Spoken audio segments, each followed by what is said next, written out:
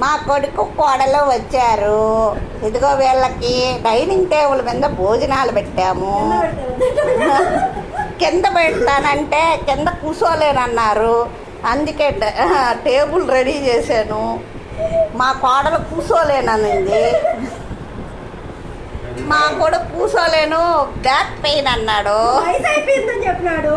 వయసు అయిపోయిందంట వాడికి, అందుకని కింద కూర్చోలేడంటాడు.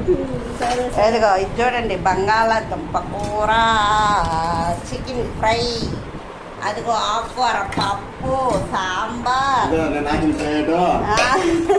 ఇదిగో కొబ్బరి పచ్చడి, ఇదిగో బంగాళదుంప కర్రీ, ఇది టమోటా పప్పు.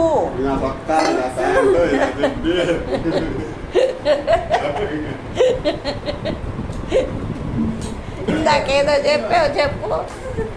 అరటి పళ్ళు అన్నం తిన్న తర్వాత పళ్ళుగానే ఉండాలి, కానీ అరటి పళ్ళు తప్పకలు మట్టుకైపో అంతే. ఈమె చూడు తినకుండా అన్ని సర్దడం. ఇప్పుడేమో సర్దకపోతే మా అమ్మ కూడా వీళ్ళతో పాటే కూర్చొని తింటుంది. అన్నం లేదు, మా అన్నం తెస్తా, తెచ్చేదా?